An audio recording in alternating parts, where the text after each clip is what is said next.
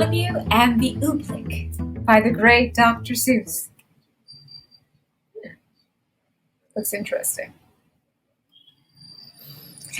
They still talk about it in the kingdom of Did. As the year, the king got angry with the sky. And they still talk about the page boy, Bartholomew Cubbins.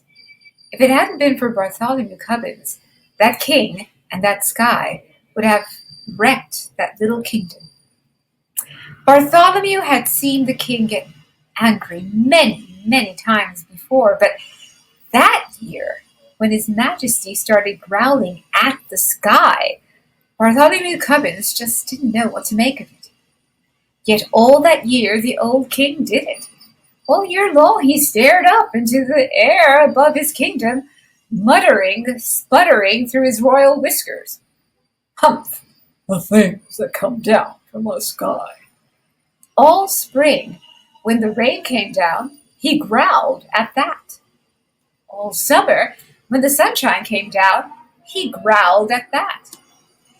All autumn, when the fog came down, he growled at that. And that winter, when the snow came down, he started shouting, "This snow, this fog, this sunshine, this rain, bah! These four things come down from my sky." "But King Derwin," Bartholomew tried to calm him, "you've always had these same four things come down." "That's just the trouble," bellowed the king. "Every year the same four things. I'm mighty tired of those old things. I want something new to come down." "Something new to come down?" Bartholomew gasped. "That's impossible, Your Majesty. You just can't have it." "Boy, don't you dare tell me what I can or cannot have. Remember, Bartholomew, I am the king." "I know, sire," said Bartholomew. "You rule all the land, and you rule all the people, but even kings can't rule the sky." "Can't they?" His Majesty flew into a terrible rage. "Well, maybe other kings can't do it, but I'm one king who can. You mark my words, Bartholomew Cubbins. I will have something new come down." But how to get something new to come down? That was rather hard to think up. And for many days the old king stomped around trying to figure out some way to do it. Then, finally, late one night, when all the lords and ladies of the palace were fast asleep, just as the king was buttoning his royal nightshirt, he suddenly stopped, still. A strange, wild light began to shine in his gray-green eyes. "Why, of course," he began laughing. "They can do it for me. Bartholomew Cubbins, blow my secret whistle quick. Call my royal magicians."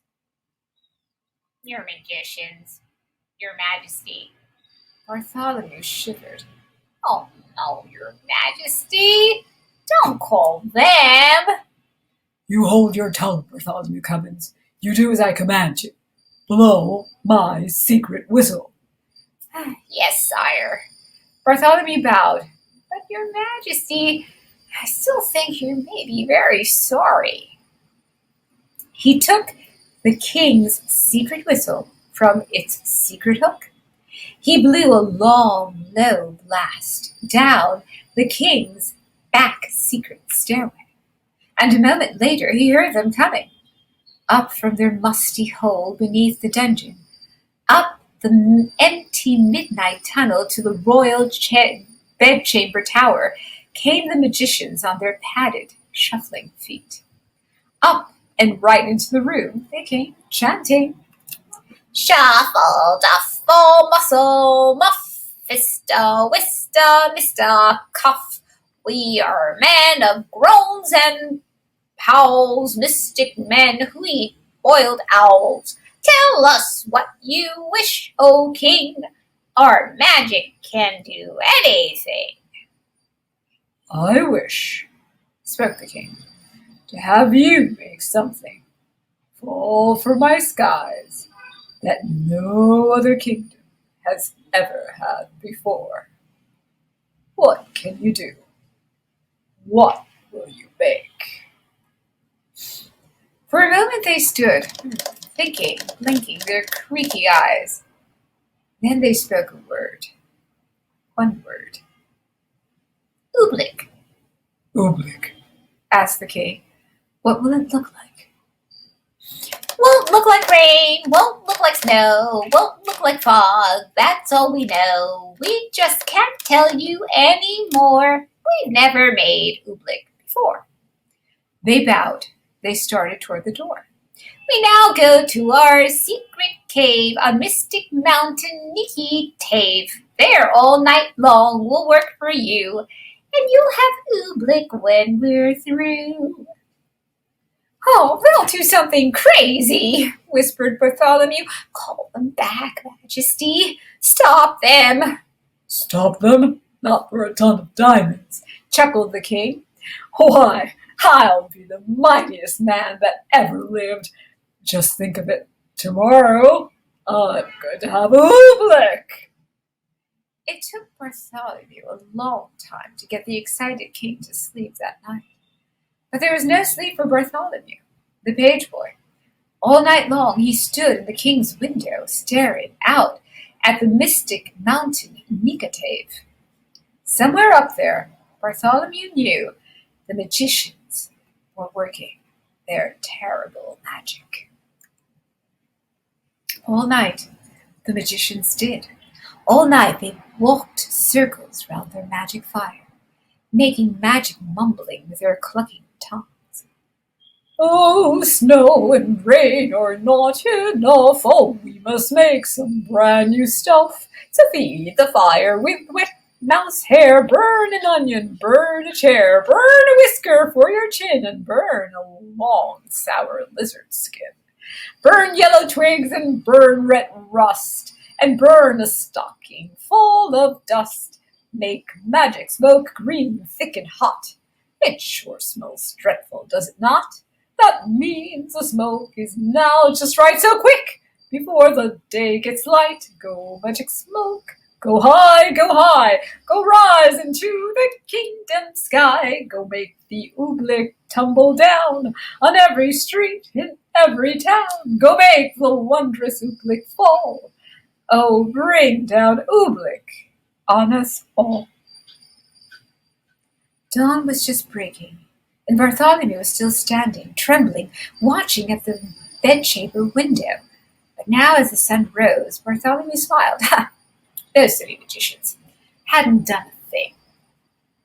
Then, suddenly, Bartholomew Cubbins stopped smiling. Was he seeing things? No. There was something strange up there in the sky. At first it seemed like a little greenish cloud, just a wisp of greenish steam.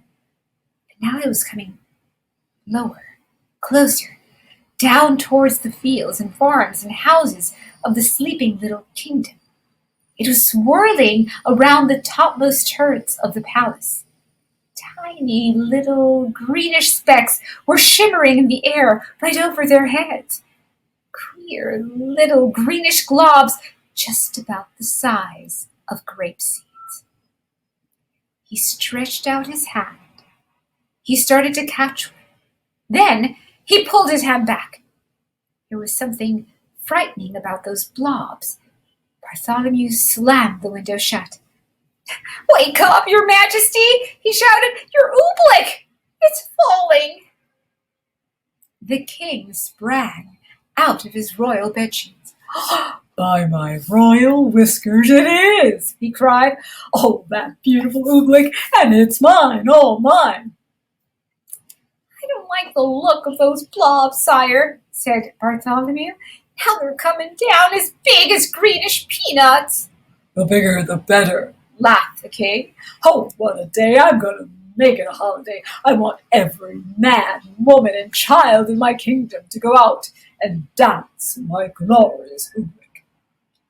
Out of that stuff? Asked Bartholomew. Do you really think it's safe, sire? Stop asking foolish questions, snapped the king. Boy, you run to my royal bell tower. Wake up my royal bell ringer. Tell him to ring the great holiday bell. For a moment, Bartholomew Cubbins didn't move. Run! Barked the king. Bartholomew ran. Across the sleeping palace, Bartholomew ran. Then up the ladder of the high bell tower, he climbed to the bell ringer's little cubbyhole in the belfry. Ring your bell, he called. His Majesty the King proclaims today a holiday. The old man crawled out of his cot. He grabbed the bell rope. What's the holiday for, Bartholomew? You'll find out soon enough, said Bartholomew. The bell ringer yanked the rope. Nothing happened. He yanked harder. Still, nothing happened. Hey, what's wrong with my bell? He murmured. I'd better take a look outside. He poked his head out through the little trap door. Merciful gracious, he gulped. What is that all over my bell like greenish molasses? Oh, not only on your bell, Bartholomew cried. Look at that poor robin there in the tree. She's stuck to her nest. She can't move a wing. That Oobleck's gooey. It's scummy. It's like glue. Oh. The bell ringer wrung his hands. If that green stuff sticks up robins, it'll stick up people too. Someone's got to warn the people, cried Bartholomew. Got to wake 'em and warn 'em to stay inside their houses. I'll tell the royal trumpeter, he shouted. He turned and slid like lightning down the bell tower ladder. To the trumpeter's tower raced Bartholomew Cubbins, and on up the steps 4 stairs at a time. As he ran, he could hear the plop, plop of the oobleck on the window panes. It was pelting against the palace walls as big as greenish cupcakes now. He yanked the covers off the snoring trumpeter. He shoved his cold trumpet right into his sleepy hands. Get up! Warn the people! Blow the alarm! Alarm, Yawned the trumpeter. Then his eyes saw the oobleck. Those green things, Bartholomew, where'd they come from? The king, panted Bartholomew. His royal magicians made them. The royal trumpeter leapt from his bed. That king of ours should be ashamed. He jabbed his trumpet out of the window. I'll blow, He shouted, the loudest alarm that's ever been heard in the kingdom of Did. but all the royal trumpeter blew was a glug. My horn, he gulped. One of those green things flew inside it. He tried to blow it out. He couldn't blow it out. He tried to shake it out. He couldn't shake it out. I'll get it somehow, he yelled. I'll pull it out. No, shouted Bartholomew, don't you touch it. The trumpeter's hand was already in it. His fingers grabbed hold of a lump of oobleck. He could feel it squeal around in his fist like a slippery potato dumpling made of rubber. He pulled with all his might. The oobleck began to stretch. Then, oing! The oobleck snapped back into the trumpet. It yanked his arm back with it, right up to his elbow. I can't wiggle a finger, the trumpeter wailed. Oh, Bartholomew, what'll I do? I don't know, and I hate to leave you stuck to your horn, but if you can't warn the people of the kingdom, I've got to find someone who can. Out of the room and down the stairs raced Bartholomew Cubbins, down to the chamber of the captain of the guards. The captain was humming in front of his mirror, combing the ends of his handsome mustache. Captain, do something, shouted Bartholomew. Do something. Why? Smiled the captain. What's wrong? Oh, Captain, haven't you seen the dreadful oobleck? It's coming down as big as greenish baseballs. Oh, that stuff, laughed the captain. What's so dreadful about that, lad? You know, I think it's rather pretty. Captain, pleaded the Bartholomew, it's dangerous. Nonsense, snorted the captain. "Lad, are you trying to frighten me? Captains, my boy, are afraid of nothing. That stuff's harmless. I'll show you. I'll eat some." "Eat some?" gasped Bartholomew. "Oh, no!" But before Bartholomew could stop him, the captain was leaning out of his window, scooping up some oobleck at the end of his sword. "Don't, Captain, don't!" The captain did. By the time Bartholomew dragged him back inside his room, his mouth was glued tight shut with oobleck. He tried to speak, but no words came out. All the noble captain of the guards could do was blow a lot of little greenish sticky bubbles. "Forgive me for leaving you, Captain," said Bartholomew, "but a captain full of bubbles is no help at all." Bartholomew stretched the poor man out. He left him there on his chamber floor. Bartholomew went tearing through the zigzag palace hallways. "I'll get the king's horse. I'll ride through the country. I'll warn the people of the kingdom myself." He pushed open the door that led out to the royal stables. Bartholomew stopped. He could go no further. The awful oobleck was plumping down as big as greenish footballs now. Too late to warn the people of the kingdom. There were farmers in the fields getting stuck to hoes and plows. Goats were getting stuck to ducks. Geese were getting stuck to cows. Outside the palace it was piling up, great greenish tons of oobleck, deeper and deeper in every roof of the land. There was nothing Bartholomew Cubbins could do out there. Shaking his head sadly, he stepped back inside. But inside, a moment later, it was just as bad as out. With an angry roar, the oobleck was suddenly hitting the palace harder. It was battering and spattering against the walls as big as greenish buckets full of growy asparagus soup. Like a sinking sailboat, the whole palace was springing leaks. The oobleck was ripping the windows right off their hinges. It was dripping down the ceilings. It was rolling down the chimneys. It was coming in everywhere, even through keyholes. From every bedroom in the palace came the howls of lords and ladies, frightened in their nightgowns. They came jumping to their doors. "Back to your beds! Get under your blankets!" Bartholomew Cummings went crying through the halls. But nobody paid the slightest attention. Everyone in the palace started rushing madly about. The royal cook rushed down to the royal kitchen.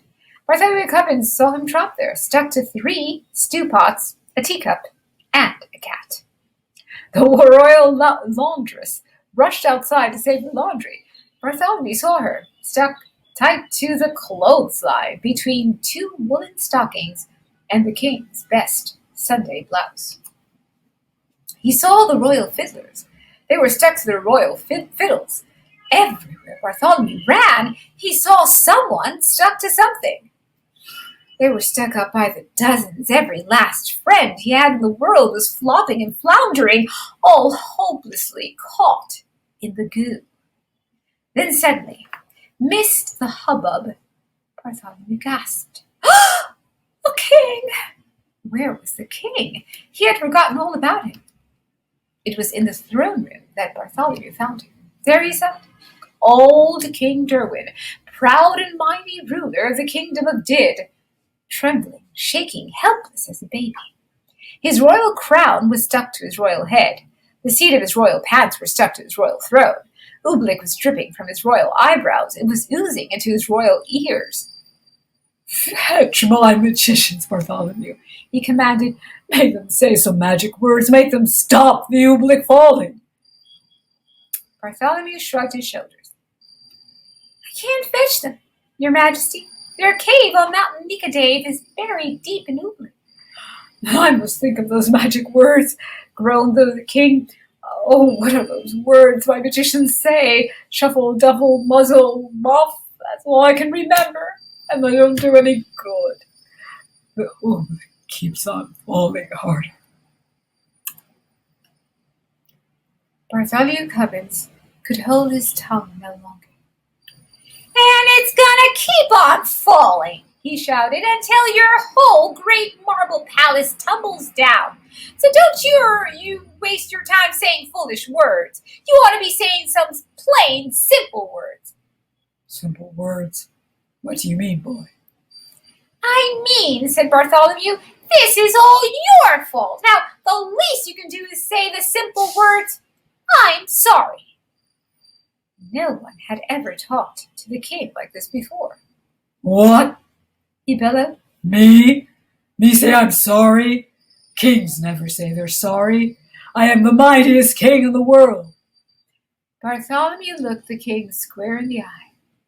You may be a mighty king, he said, but you're sitting an oobleck up to your chin, and so is everyone else in your land. And if you won't even say you're sorry, you're no sort of a king at all.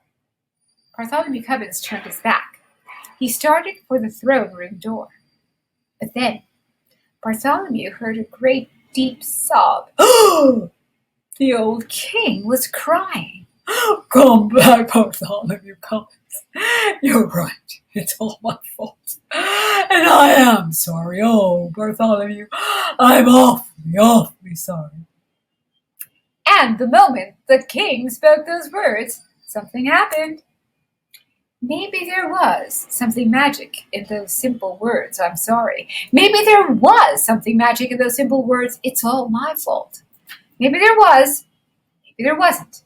But they say that as soon as the old king spoke them, the sun began to shine and fight its way through the storm.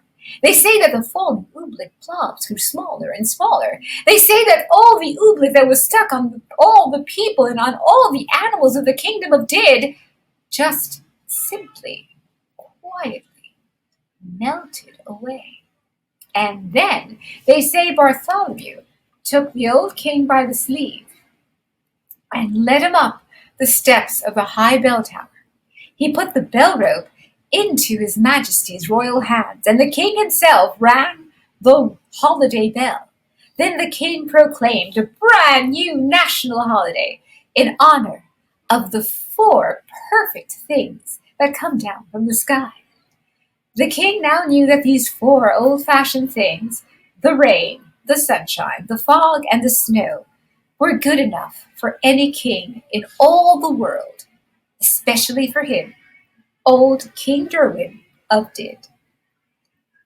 And that is the end of a great Oobleck story. Let's continue celebrating Dr. Seuss by thinking that saying I'm sorry is a very important